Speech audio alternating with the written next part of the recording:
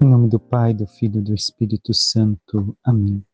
Rainha do céu, alegrai-vos, aleluia, pois o Senhor que merecestes trazer em vosso seio, aleluia, ressuscitou como disse, aleluia, rogai a Deus por nós, aleluia. Alegrai-vos, exultai, ó Virgem Maria, aleluia, porque o Senhor ressuscitou verdadeiramente, aleluia. Oremos, ó Deus, que na gloriosa ressurreição do vosso Filho restituístes alegria ao mundo inteiro.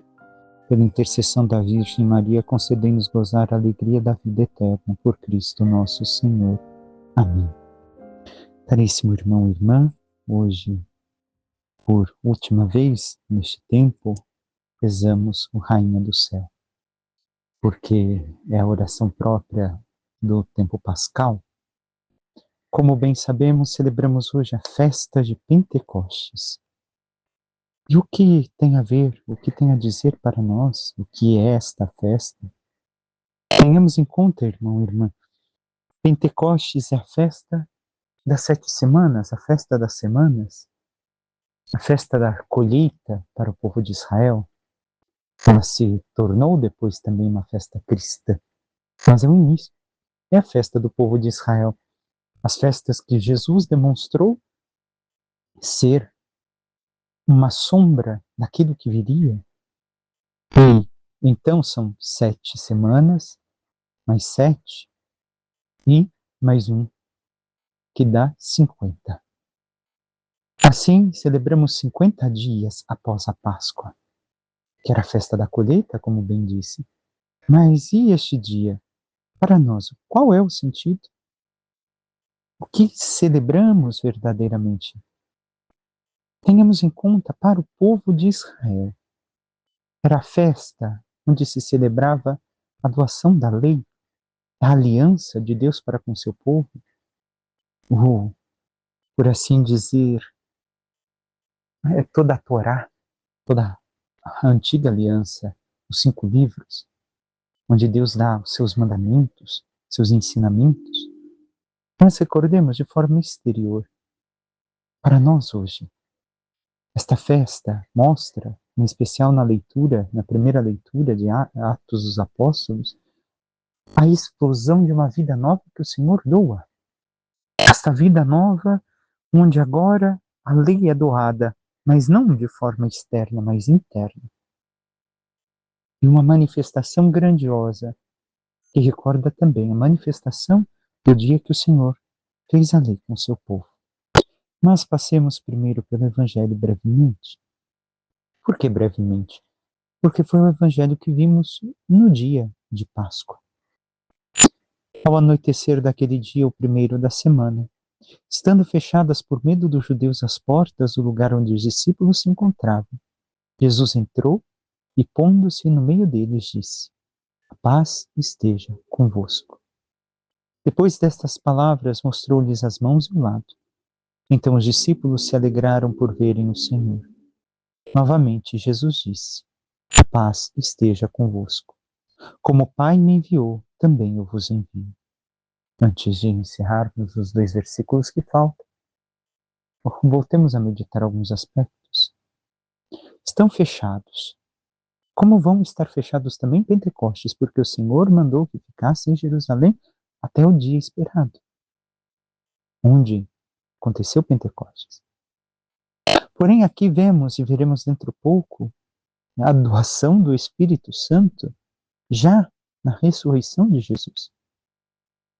E depois acontece de novo em Pentecostes, mas quando foi doado o Espírito Santo? Ora, São João coloca a doação do Espírito Santo, a entrega do Espírito Santo, como o dom já na Páscoa. Porém, São Lucas, que nos escreve Atos dos Apóstolos, nos mostra como uma manifestação de Pentecostes. Mas veremos que é a manifestação plena, assim como a festa de Pentecostes era a festa da plenitude, vimos a plena manifestação do Espírito Santo. Então, Jesus, no dia da ressurreição, primeira coisa, deseja a paz, 2 vezes.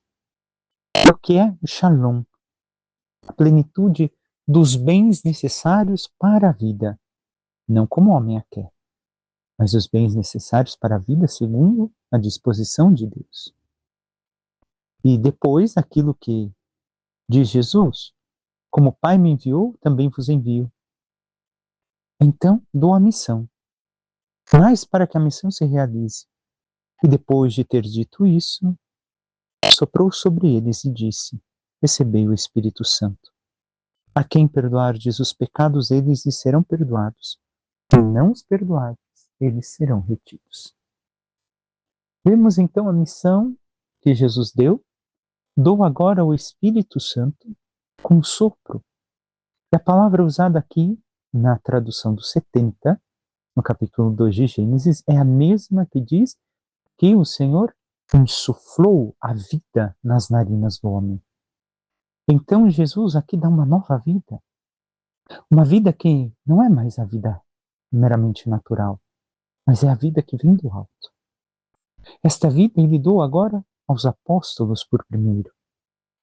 E lhes concede também o dom de perdoar a eles, remissão dos pecados, absolvição, melhor dizendo, dos pecados.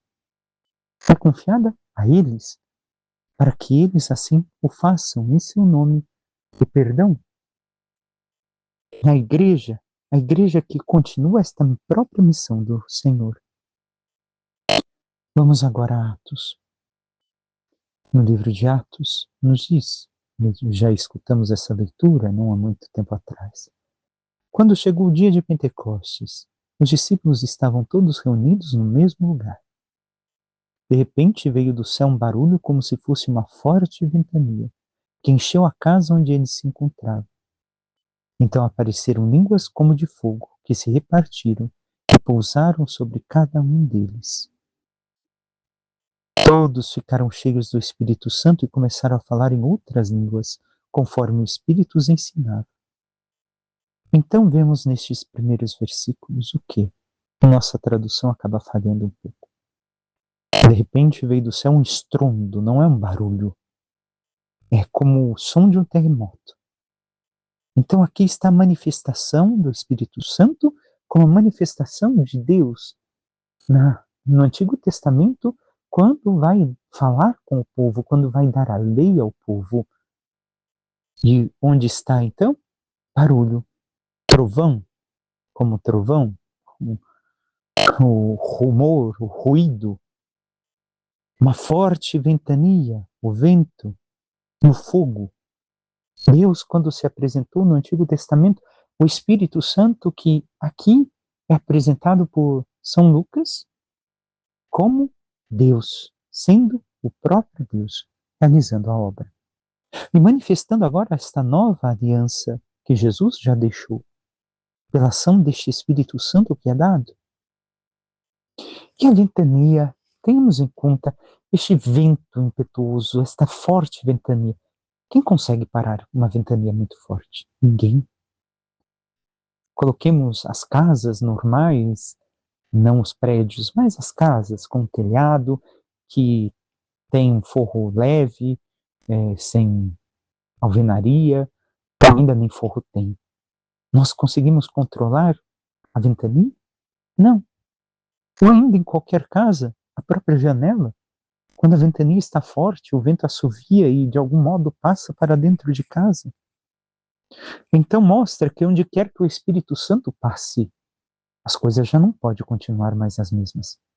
Ele mexe, ele move, ele transforma. Assim como a própria palavra de Deus, a própria manifestação da lei, a própria manifestação das palavras do Senhor para a salvação do seu povo. E segue a língua de fogo que se reparte e pousou sobre cada um.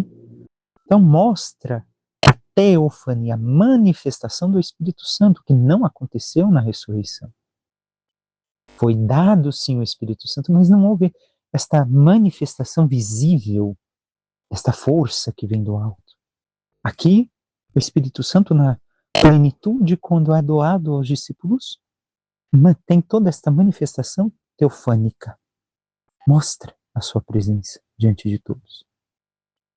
Moravam em Jerusalém judeus devotos de todas as nações do mundo. Quando ouviram o barulho, juntou-se a multidão e todos ficaram confusos, pois cada um ouviu os discípulos falar em sua própria língua. Cheios de espanto e admiração, diziam: esses homens que estão falando não são todos galileus? Como é que nós os escutamos na nossa própria língua? Nós que somos pardos, medos, elamitas, habitantes da Mesopotâmia, da Judéia e da Capadócia, do Ponto e da Ásia, da Frígia e da Panfilha, do Egito e da parte da Líbia próxima de Cirene, também romanos que aqui residem, judeus e prosélitos, cretenses e árabes, todos nós escutamos anunciarem as maravilhas de Deus em nossa própria língua. Ora, tenhamos em conta a glossolalia, falar em línguas que o Espírito Santo doou. Nós já o conhecemos de algum modo, já meditamos, mas vejamos de uma outra forma também. Qual? Que os discípulos, os apóstolos, ao falarem pela ação do Espírito Santo, tudo aquilo que diziam é como se acontecesse, ou melhor, é o que aconteceu. Eles estão falando, como ouvimos no final da leitura, as maravilhas de Deus. Mas estão falando para mim. É para mim que estão falando. Quando nós escutamos uma palestra, um relato, alguma coisa e dizemos, isso foi para mim. Assim, toda essa gente, ao escutar os discípulos, disseram: o evangelho é para mim. Eu tenho que mudar de vida. Eu tenho que me entregar ao Senhor Jesus. Eu tenho que viver esta vida nova, insuflada pela vida que vem do alto, não somente pela vida material. E aqui entra o questionamento, um dos questionamentos para nós. Estamos assim vivendo, irmão e irmã? Este mesmo Espírito Santo que Jesus no Evangelho soprou, como entendemos, nas narinas, dando uma nova vida, realmente deu uma nova vida em nós. Este mesmo Espírito Santo que agitou e abalou as estruturas em Pentecostes, agita e abala as estruturas da nossa vida, da minha e da tua, irmão e irmã. Ou não? Ou nós permanecemos sempre na mesmice humana, não crescemos naquilo que Deus nos pede, não avançamos no caminho espiritual, no conhecimento de Deus, na profundidade de vida, na busca de santidade. Ao anunciarmos, nós também temos esta ação do Espírito Santo através de nós, não porque nós queremos, mas porque realmente assim o Senhor faz. Poxa, Deus falou para mim através de você hoje. Alguma vez já escutamos isso? Ou percebemos isso pela atitude da pessoa? Não porque nós tínhamos conhecimento de caso da vida particular da pessoa, mas porque realmente deixamos que Deus falasse através de nós e podemos ver que Deus transformou a vida deste ou daquele, porque simplesmente deixamos ser um instrumento do Espírito Santo na vida dos outros. O Salmo nos diz: enviai o vosso Espírito, Senhor, e da terra toda a face renovai. É belíssimo este salmo de hoje, e nos recorda depois, mais adiante, se tirais o seu espírito, elas perecem, quem? As criaturas, e voltam para o pó de onde vieram. Enviais o vosso espírito, e renascem, e da terra toda a face renovais. Assim deve de ser o Espírito Santo em nós, ao ponto de que quando nós afastamos esta mesma ação do Espírito Santo, porque queremos viver para nós mesmos, ou queremos viver uma vida egoísta e tantas outras coisas longe de Deus, nós percebemos esta morte espiritual que acaba acontecendo conosco.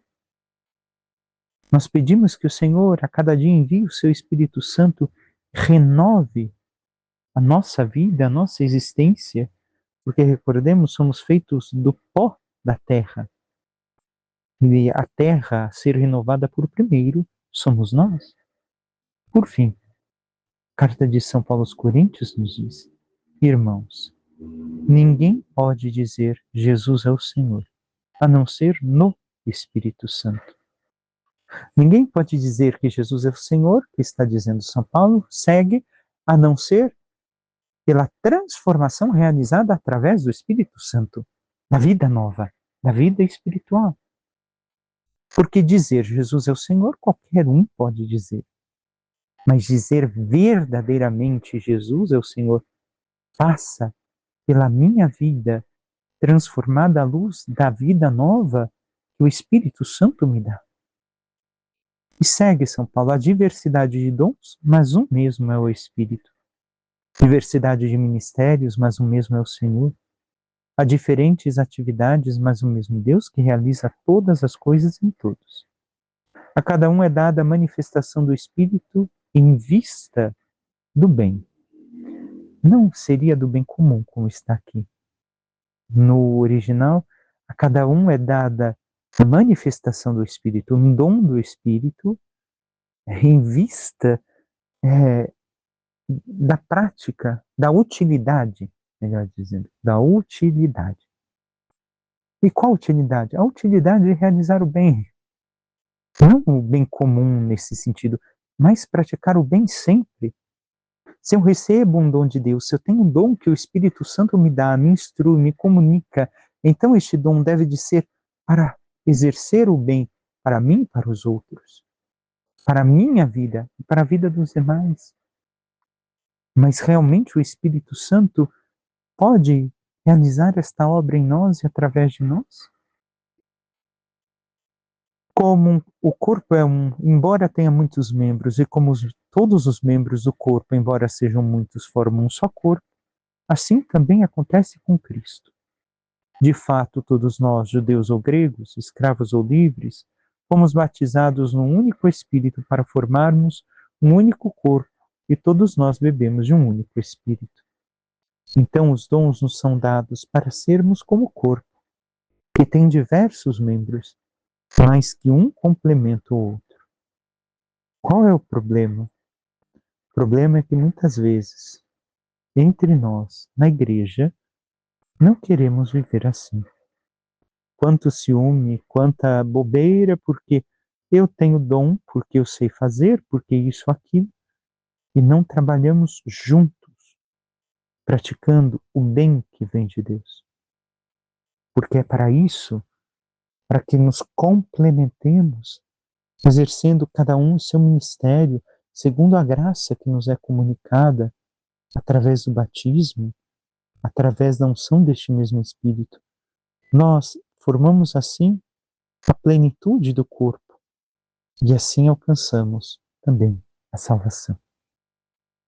Em comunidade, como corpo místico de Cristo, não tenhamos ciúmes, inveja, desejar o dom do outro, mas que possamos realmente crescer com o outro, recordando que faz parte de mim, espiritualmente falando, para que assim, vivendo como um só corpo em Jesus, por obra do Espírito Santo, possamos realmente participar um dia todos de sua glória.